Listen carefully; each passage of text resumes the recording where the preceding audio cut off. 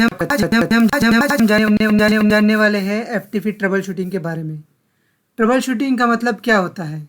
आपको कुछ एरर आ रहा है, उस एरर को आप रूट कॉज ढूंढ रहे हो, फिर उस रूट कॉज को सॉल्यूशन ढूंढ रहे हो, बराबर। तो एफटीपी में कुछ एरर्स होते हैं जो जनरली बहुत लोगों को आते हैं। फिर उस एरर की वजह से एफटीपी चलता नहीं है, कुछ कस्टमर्स कंप्लेन करते हैं। फिर जो आईटी एडमिन्स होते हैं वो ट्रबल शूटिंग में लग जाते हैं। फिर वो गूगल पे यहाँ ढूंढो वहाँ ढूंढो, बहुत सी चीज़ें आरएनडी करने के बाद पता चलता है कि कुछ छोटा सा इशू था जो पकड़ में नहीं आ रहा था। तो आज हम ऐसे कुछ एरर्स इश्यूज़ के बारे में बात करेंगे, उसका रूट कॉज ढूंढेंगे और फिर उसका सॉल्यूशन भी बताएंगे। तो चलो हम चलते हैं सबसे पहले फाइलज़िला पे, ये देखने के लिए कि हमने जो लास्ट वीडियो में एफटीपी सेटअप किया था उसमें हमें क्या प्रॉब्लम आ रही है। तो मैं भी चल रहा हूँ फाइलज़िला पे। ये मैंने किया फाइलज़िला ओपन, फिर it is asking for install new version, अभी नहीं करना है। तो ये हमारा जो हमने एफटीपी क्रिएट किया था लास्ट वीडियो में ftp.avigroundtech.com, तो मैं इसको कनेक्ट करने की कोशिश कर रहा हूँ। तो देखो मुझे यहाँ पर एरर आ रहा है। तो एरर क्या है? पहली बात तो एरर को समझना ज़रूरी होता है कि एरर मैसेज है क्या। इसमें एरर मैसेज क्या है कि 534 जो है एरर कोड है, उसमें लिखा है कि local policy on server does not allow TLS secure connections, बराबर। तो इट्स क्लियरली मेंशनिंग कि बाबा इशू जो है वो सर्वर एंड पर है, ठीक है। देन एक्सेस इज डिनाइड बोल रहा है और वो बता रहा है कि SSL certificate was not configured. तो ये क्या इशू हो सकता है? तो पहले पढ़ के हमें ये समझ में आ रहा है कि एसएसएल सर्टिफिकेट से रिलेटेड कुछ तो प्रॉब्लम है, बट क्या है वो अभी हम सर्वर पे जाकर देखेंगे, ठीक है। तो मैं चलता हूँ IIS पे, मैं ओपन कर रहा हूँ inet mgr, ठीक है। ये है मेरा सर्वर एफटीपी सर्वर जो हमने लास्ट वीडियो में कॉन्फ़िगर किया था। तो हम लोग फिर जाएंगे हमारे एफटीपी साइट पर और यहाँ पर जो होता है राइट साइड में एफटीपी एसएसएल सेटिंग्स, वहाँ पे डबल क्लिक करेंगे, ठीक है। तो यहाँ पर अगर आप देखोगे तो मैंने सेटिंग में ये तो सेट किया है कि रिक्वायर एसएसएल कनेक्शंस, बट ऊपर जो है एसएसएल सर्टिफिकेट के जगह पर मैंने कोई भी सर्टिफिकेट सिलेक्ट नहीं किया है। तो ऐसी गलतियाँ कभी कभी हो जाती है बाय मिस्टेक, या फिर हम लोग पहले तो सर्टिफिकेट सिलेक्ट कर देते हैं बट अप्लाई करना भूल जाते हैं। कुछ भी ऐसा होता है कि सर्टिफिकेट सिलेक्टेड नहीं होता, या फिर आप यहाँ पर कहीं अगर आपके सर्वर पे मल्टीपल सर्टिफिकेट्स है तो आप कोई गलत सर्टिफिकेट सिलेक्ट करते हो, उसकी वजह से इशू आ सकता है। तो आपको ये देखना है कि आपने यहाँ पे करेक्ट सर्टिफिकेट सिलेक्ट किया हुआ है जो आपके एफटीपी साइट के लिए ही बना है। तो अभी मैंने यहाँ पर ये करेक्ट सर्टिफिकेट सेटअप किया, मतलब सिलेक्ट किया। देन मैं यहाँ पर कर रहा हूँ अप्लाई, ओके।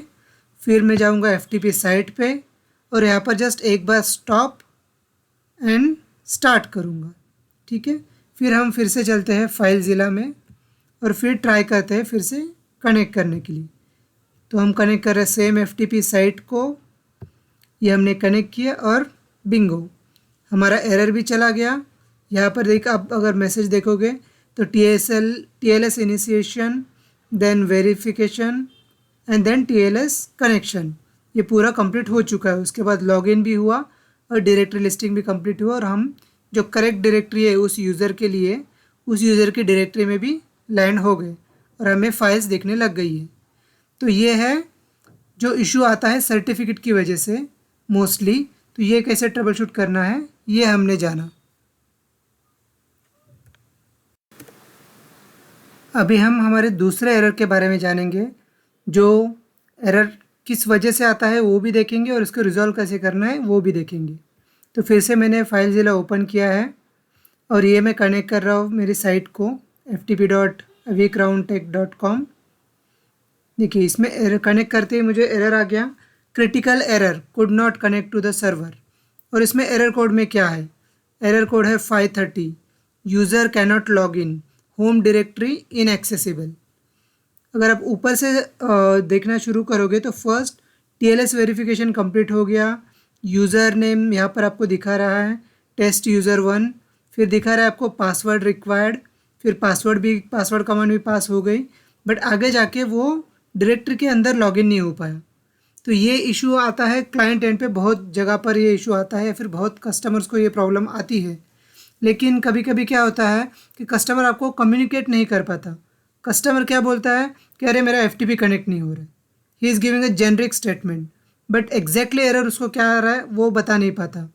तो ऐसे केस में आपको क्या करना है, आप तो उसका स्क्रीन नहीं दिख रहा है, तो दो वेज़ है इसको सॉल्व करने की। एक तो है कि आप उस यूज़र का रिमोट कनेक्शन ले लो थ्रू टीम व्यूअर या फिर एनी डेस्क या फिर और अदर वेज के हिसाब से, और आप देखो कि एग्जैक्टली एरर उसको क्या आ रहा है। अगर वैसा नहीं कर सकते या फिर कोई कस्टमर है जो आपको ये नहीं दिखा सकता है उसका स्क्रीन, तो आप ये लॉग्स में जाके भी देख सकते हो। जैसे मैंने लास्ट टाइम आपको बताया था कि हम लोग FTP में लॉगिंग इनेबल करते हैं, तो वो लॉग जो हमें मिलते हैं वो हम जाके अभी ज़रा देखेंगे। तो उसमें हम चलते हैं C ड्राइव में, inet pub में, देन लॉग्स, फिर लॉग फाइल्स। इसमें भी दो फोल्डर है, एक FTP SVC और FTP SVC2।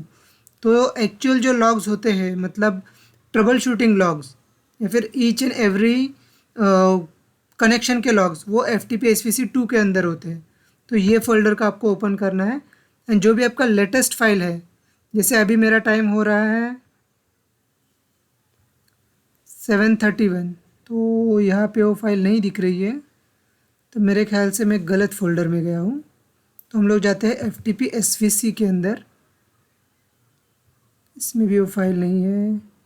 एक minute, let me open the file. मेरे ख्याल से ये फाइल क्रिएशन का टाइम है, तो हम लोग ओपन करते हैं जो लेटेस्ट फाइल है 12:35 की। ओके, ये फाइल ओपन करते हैं, तो इसके अंदर हम लोग लेटेस्ट लॉग जो भी है वो देखेंगे। 14:8 का लेटेस्ट लॉग है, SSL 534 वाला।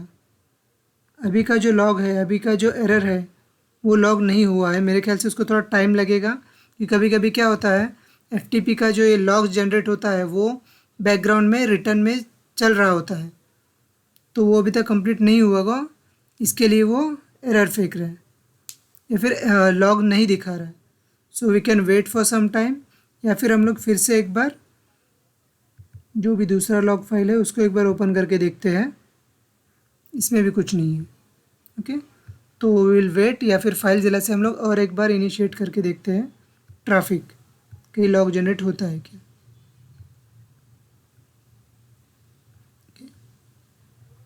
ठीक है, हमें एरर तो अभी भी सेम आ रहा है, तो हम लोग अभी लॉग्स में जाके देखते हैं लॉग फाइल अपडेट हुआ है कि नहीं। हाँ, अभी आप देख सकते हो ये लॉग फाइल अपडेट हो गया है 1932 का। तो ये लॉग फाइल अपडेट होने में कभी कभी टाइम लग जाता है, सो आपको थोड़ा वेट करना पड़ेगा।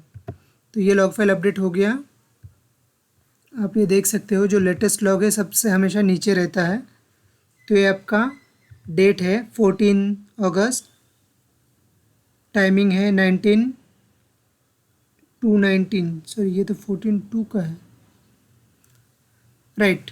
ये मैंने लास्ट टाइम भी आपको बताया था, मैं भी जस्ट आपको, मैं खुद ही ये चीज़ भूल गया कि जो FTP के जो लॉग जो जनरेट होते हैं वो UTC टाइम फ्रेम में होते हैं, और मैं अभी इंडियन टाइम फ्रेम के थ्रू देख रहा हूँ, टाइम जोन के हिसाब से देख रहा हूँ।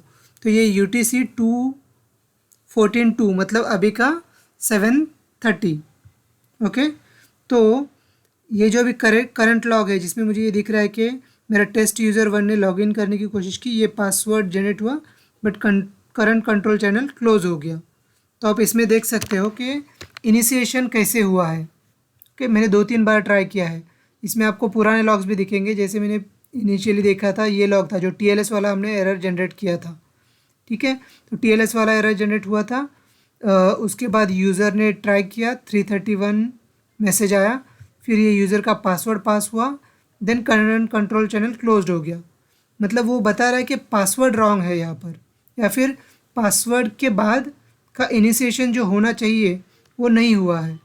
जैसे अगर आप देखोगे ऊपर वाले लॉग देखोगे 357 की, इसमें आपको साफ साफ दिखाई दे रहा है कि आपका TLS ऑथेंटिकेशन हो गया ये फर्स्ट, उसके बाद यूज़र पास आउट हो गया, उसके बाद पासवर्ड हुआ, फिर उसके बाद सिस्टम कमांड जनरेट हुआ, देन वो लॉगिन हो गया।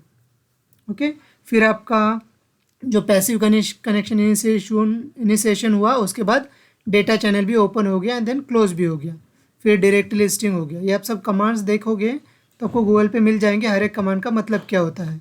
तो लिस्ट कमांड तक पहुंचा मतलब डायरेक्ट लिस्टिंग हो गया, ठीक है। और आपको ये जो फाइल है मेरा isolated.txt ये भी दिख गया। ये जब प्रॉपर कनेक्शन हुआ था तब का है। और अभी का सिचुएशन क्या है कि ये पासवर्ड जो कमांड है उसके बाद ऑटोमेटिकली कंट्रोल चैनल क्लोज हो रहा है, मतलब वो उसके आगे जा नहीं पा रहा है। मतलब या तो आपका पासवर्ड रॉन्ग है या फिर आपके सर्वर पे जहाँ पर भी वो कनेक्शन करने की कोशिश कर रहा है, फिर वो डायरेक्टरी में पहुँचने की कोशिश कर रहा है, वो रॉन्ग है। तो आप फर्स्ट तो सेम यूज़र नेम पासवर्ड अगर आपके पास होगा तो आप फाइल ज़रा से कनेक्ट करके देख सकते हो पासवर्ड करेक्ट है या नहीं है। अगर पासवर्ड करेक्ट है तो फिर दूसरा रीज़न क्या हो सकता है? दूसरा रीज़न ये हो सकता है कि यूज़र जब लॉगिन हो रहा है तो वो उसके होम डायरेक्टरी के अंदर नहीं जा पा रहा है ड्यू टू एनी रीज़न। तो रीज़न्स क्या क्या हो सकते हैं? एक रीज़न हो सकता है कि उस यूज़र को उस फोल्डर पे परमिशन नहीं होगा, जो कि रेयर केस में होता है कि आप परमिशन बेस अगर किया हुआ है तो नहीं होगा, लेकिन मोस्टली तो एडमिन्स परमिशन देते ही है। बट दूसरा क्या चीज़ हो सकती है? तो दूसरी जो चीज़ हो सकती है वो मैं आपको अभी यहाँ पर दिखा देता हूँ। ये है मेरा FTP फोल्डर। यहाँ पर जो मेरा लोकल यूज़र 2, मैंने लास्ट टाइम भी आपको वीडियो में बताया था कि जब भी आप यूज़र आइसोलेशन ऑन करते हो तो आपको एक प्रॉपर फोल्डर स्ट्रक्चर फॉलो करना होता है। अगर आपका डोमेन है तो फिर उस आपका डोमेन नाम का फ़ोल्डर बनाना पड़ता है और उसके अंदर यूज़र फोल्डर्स। अगर आपका डोमेन नहीं है, वर्क ग्रुप एनवायरनमेंट में है, तो आपको लोकल यूज़र नाम का एक फ़ोल्डर बनाना होता है और उसके अंदर आपको हर एक यूज़र का इंडिविजुअल का फ़ोल्डर बनाना पड़ता है। तो ये केस में क्या किया था मैंने, आपको जस्ट एरर जनरेट करने के लिए जो लोकल यूज़र फोल्डर है उसको मैंने रीनेम कर दिया था लोकल यूज़र 2 करके। तो इसीलिए वो एरर आ रहा है आपको वहाँ पर कि पासवर्ड के बाद डायरेक्टरी नॉट एक्सेसिबल करके एरर आ रहा है। तो अगर मैं अभी इसको भी 2 कर निकाल देता हूँ और इसको मैं लोकल यूज़र प्रॉपरली करता हूँ तो इसको फिर हम एक कनेक्ट करके ट्राई करते हैं। जो हमें एरर आ रहा है कि होम डायरेक्टरी इनएक्सेसिबल, ये एरर आपका निकल जाएगा। जस्ट ये कनेक्ट और बिंगो, ये कनेक्ट हो गया। तो ये था वो एरर। तो इसके पीछे लॉजिक क्या है कि user is able to log in to the FTP server, लेकिन वो होम डायरेक्टरी के अंदर नहीं जा पा रहा है, इसके लिए वो एरर था। तो वो क्यों नहीं जा पा रहा था? क्योंकि उसका जो फोल्डर स्ट्रक्चर होता है प्रॉपर वो सही नहीं था। तो आपको फोल्डर स्ट्रक्चर के ऊपर ध्यान देना होगा कि अगर आप यूज़र आइसोलेशन ऑन करते हो तो आपको एक प्रॉपर फोल्डर स्ट्रक्चर मेंटेन करना ही होता है। अगर वो आप नहीं करोगे तो फिर ये एरर आते हैं। कभी कभी क्या होता है कि आप ये लोकल यूज़र फोल्डर बना तो देते हो बट उसके अंदर जो यूज़र नाम डायरेक्टरी बनाना होता है उसमें कभी कभी प्रॉब्लम होता है, तो भी ये इशू आता है। या फिर अगर यूज़र डायरेक्टरी भी करेक्टेड है बट उसके प्रॉपर्टीज़ में आप जाकर देखोगे तो उसका सिक्योरिटी परमिशन जो होता है वहाँ पे वो यूज़र को परमिशन नहीं होती है, तो इसकी वजह से भी ये प्रॉब्लम आती है। तो ऐसे इश्यूज़ के लिए आपको ये ध्यान देना पड़ता है कुछ चीज़ों के ऊपर जो मैंने अभी अभी बताई आपको कि folder structure, then user rights and user folder creation, ये 3 चीज़ें आपको सही तरीके से स्ट्रक्चर में होंगी तो फिर आपको एरर कभी नहीं आएगा। और कभी आता भी है तो आप इस लेवल पे जाके ये चीज़ें चेक कर सकते हो। अभी नेक्स्ट एरर के बारे में हम जानेंगे, जो है खुद ही देख ही लेते हैं कि क्या एरर आ रहा है। ये देखो, यूज़र कैनॉट लॉग इन।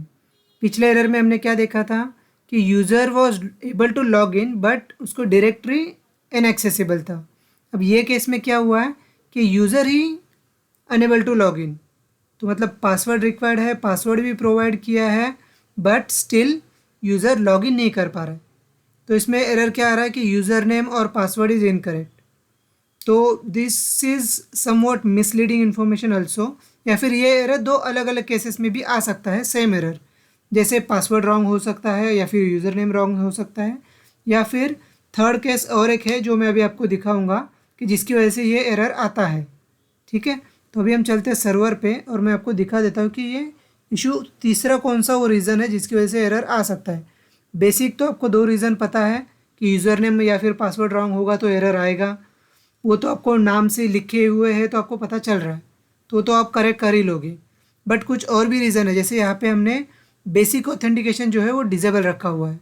तो ये भी कभी कभी हो जाता है गलती से, बेसिक ऑथेंटिकेशन कॉन्फ़िगरेशन के टाइम पे डिसेबल होता है या फिर कुछ और सेटिंग चेंज करते वक्त ये डिसेबल हो जाता है। तो ये डिसेबल होने की वजह से भी आपको ये एरर आ सकता है। जैसे एनोनिमस ऑथेंटिकेशन है वो तो बाय डिफ़ॉल्ट डिसेबल रखना ही है, नहीं तो आपका कुछ भी सिक्योर नहीं है। एफटीपी में कोई भी लॉगिन कर सकता है, कोई भी डेटा कॉपी कर सकता है, but basic authentication should be enabled. तो ये अगर डिसेबल रहेगा तो इस तरीके के एरर्स आते हैं। तो फिर इसको हम अभी इनेबल करते हैं और फिर हम देखते हैं कि हमारा एरर निकल गया है या नहीं। अभी हम चलते हैं फाइलज़िला पे, सेम कनेक्शन है, मैं सिर्फ फिर से इसको रिकनेक्ट कर रहा हूँ और आप देखोगे कि ये कनेक्ट हो गया। ओके, तो ये इशू रिजॉल्व। तो ये भी प्रॉब्लम सेम थी कि user was not able to log in because उसको सर्वर के एंड पे ऑथेंटिकेशन अलाउ ही नहीं किया हुआ था। तो यूज़र नेम रॉन्ग होना एक डिफरेंट थिंग है और सर्वर लेवल पे ऑथेंटिकेशन अलाउ ना करना एक डिफरेंट थिंग है। तो ये सर्वर एडमिन को ध्यान रखना होगा कि जब भी वो कॉन्फ़िगर करते हैं तो बेसिक ऑथेंटिकेशन इनेबल होना ज़रूरी है। अगर वो नहीं होगा तो ये एरर ज़रूर आएगा। तो ये हम 3 एरर्स के बारे में हमने अभी सीखा इस वीडियो में। तो ऐसे बहुत सारे एरर्स होते हैं जिस पे हम और भी वीडियोस बनाएंगे। तो ये बेसिक एरर्स है जो जनरली सबको आते हैं और ये ट्रबल शूट करने में बहुत टाइम चला जाता है। तो इस वीडियो में हमने वो सब बता दिया कि रूट कॉज क्या होता है और सॉल्यूशन क्या होता है। अगर आपको ये वीडियो अच्छा लगा होगा तो ज़रूर उसे लाइक करें और सबको शेयर करें और हमारे चैनल को सब्सक्राइब ज़रूर करें। मैं ऐसे ही और भी इन्फॉर्मेटिव वीडियोस इस चैनल पे लेते आऊँगा और आपको अच्छे अच्छे कंटेंट प्रोवाइड करने की कोशिश करूँगा। Thank you.